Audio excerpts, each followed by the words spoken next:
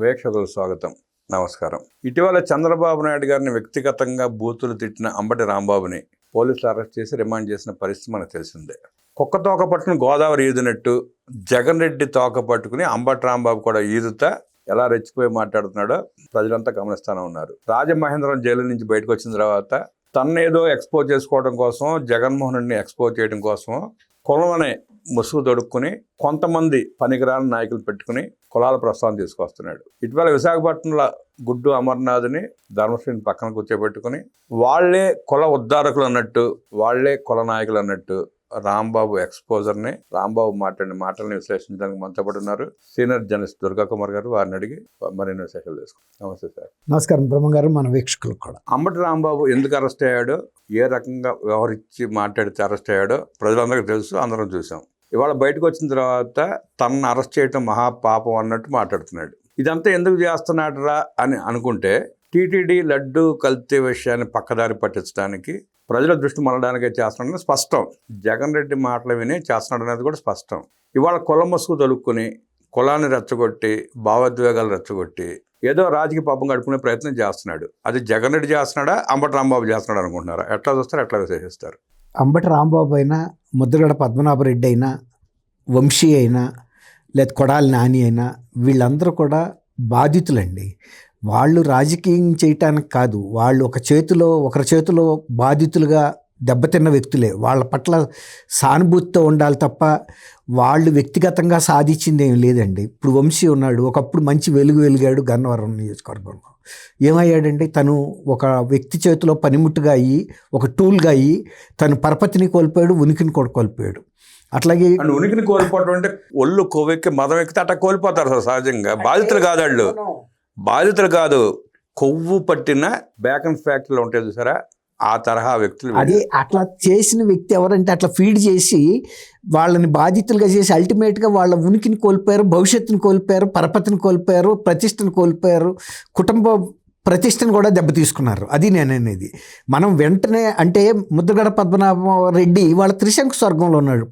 ఏ కులం కోసం అయితే ఆయన పోరాడాడో, ఆ కులం నుంచి ముఖ్యమంత్రిని చేయాలనుకున్నాడు, ఇవాళ ఆ కులం నుంచి కూడా ఆయన తప్పుకుని వెళ్ళిపోయి ఎక్కడున్నాడో ఆయనకు తెలియని అయోమయ పరిస్థితిలో ఉన్నాడు. త్రిశంకు స్వర్గం అంటారు. ఆయన కులం కోసం పోరాడిన వ్యక్తి అయితే, నిజంగా కులం కోసం మాట్లాడి కుల ప్రయోజనాల కోసం పనిచేసిన వ్యక్తి అయితే పవన్ కళ్యాణ్ ముఖ్యమంత్రిని చేసుకునేవాడు, లేదంటే ఆ కులంలో ఇంకెవరైనా ముఖ్యమంత్రి చేస్తే ప్రయత్నించేవాడు.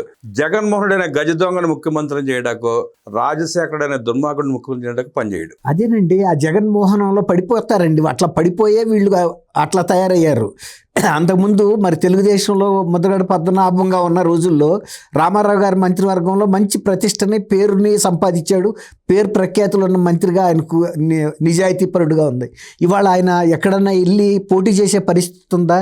ఇతర వర్గాలు ఎవరన్నా, ఏ వర్గం వాళ్ళైనా ఇవాళ ముద్రగడ పద్మనాభం మా మనిషి అని చెప్పే వ్యక్తులు ఎవరన్నా మిగిలేరా? కాబట్టి నేను ఆ విధంగా చూస్తున్నా. అంటే ఒక విశాల దృక్పథంతో చూసినప్పుడు వాళ్ళు వేరే వాళ్ళ రాజకీయ ప్రయోజనం, అది జగన్మోహన్ రెడ్డి గారి రాజకీయ ప్రయోజనాలు సాధించుకోవటంలో వీళ్ళని ఉపయోగించుకున్నాడు.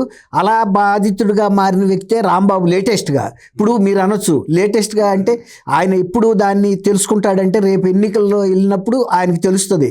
ఆయన ఏమనుకుంటున్నాడు, ఇప్పుడు కేవలం ఒక కాపు కులానికి పరిమితమైన వ్యక్తిగా ఆయన భావించుకుంటున్నాడు. తర్వాత తనని మొన్న జరిగిన అరెస్టు తర్వాత పలకరించడానికి వచ్చింది కేవలం ఒక గుడ్డు అమర్నాథ్, తర్వాత ధర్మశ్రీ, వీళ్ళే అనుకుంటున్నాడు. కానీ ఆ విధంగా ఆయన పరిధిని కుదించుకున్నాడు. కానీ వంశీ వచ్చాడు, కొడాలి నాని వచ్చాడు, అనేక మంది కులాల వాళ్ళు అందరూ వచ్చారు, అన్ని వర్గాల వాళ్ళు వచ్చారు. నువ్వు అందరు మనిషి అనుకున్నారు, కానీ ఇప్పుడు తను గొయ్యి తీసుకుని పాతేసుకున్న పరిస్థితికి వచ్చాడు. ఇప్పుడు జగన్మోహన్ రెడ్డి గారు ఇచ్చిన స్క్రిప్ట్ వాళ్ళ పిల్లలు కూడా చదివారు.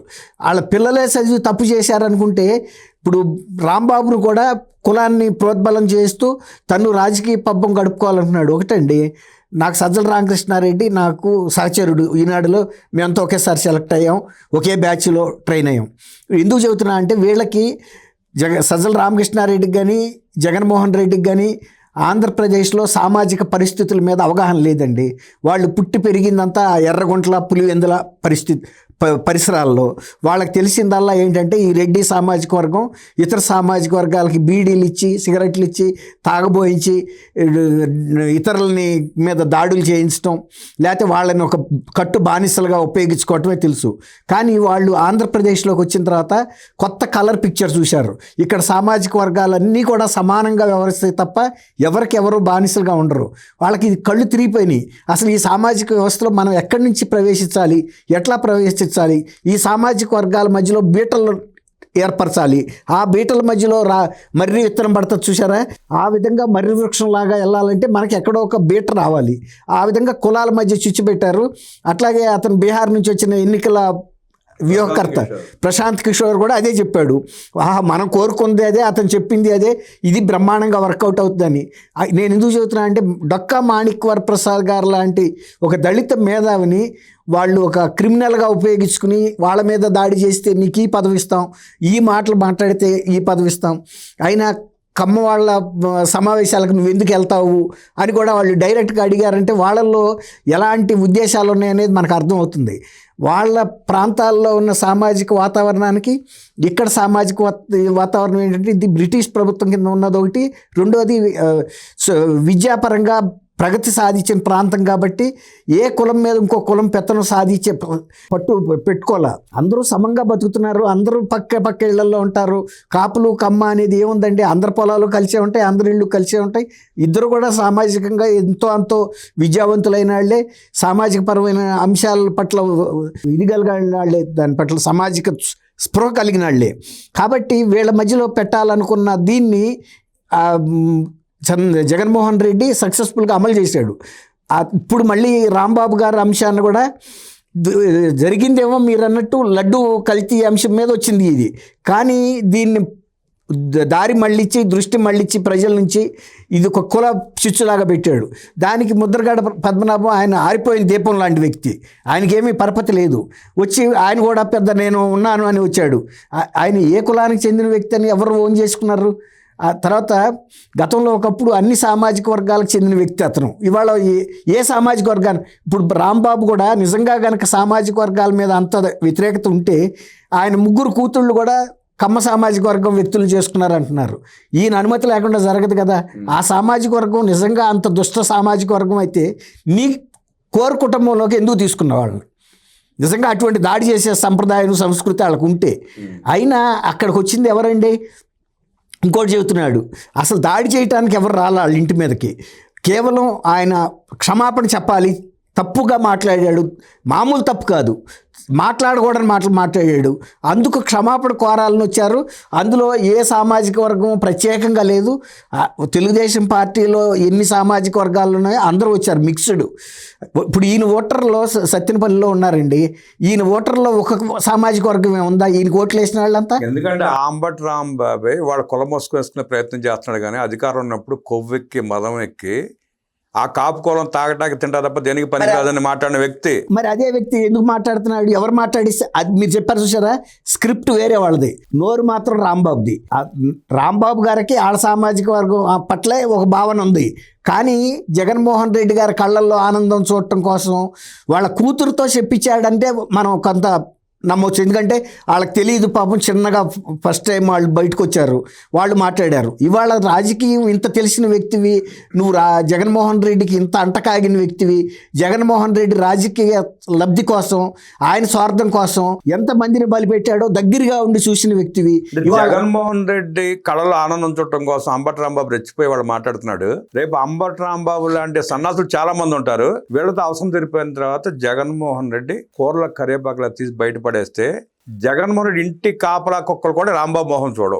ఇప్పుడు ఏదో 2 కుక్కలు ఉన్నాయి మా ఇంట్లో ఏదో అన్నాడు కదా, ఇప్పుడు ఆయన 3వది అవుతాడు ఆ ఇంటికి, తన సొంత ఇంటికే తను 3వది అవుతాడు. కాబట్టి ఇవాళ రాంబాబు గారు రేపు ప్రజా జీవితంలో కనుక వెళ్ళి పోటీ చేస్తే అక్కడ ఉండే ఓటర్స్ ఒకటే అడుగుతారు, నువ్వు మీ సామాజిక వర్గం తప్ప ఎవరు నిన్ను ఆదరించలేదు పలకరించలేదు అంటున్నావు కదా, ఇవాళ నువ్వు మా దగ్గరికి ఎందుకు వచ్చావు? కేవలం మీ సామాజిక వర్గానికి నువ్వు పరిమితం అవ్వు. ఇది ముద్రగడ పద్మనాభరెడ్డి ఎదుర్కొన్నాడు ఈ సమస్యని, ఇప్పుడు రాంబాబు ఎదుర్కోబోతున్నాడు.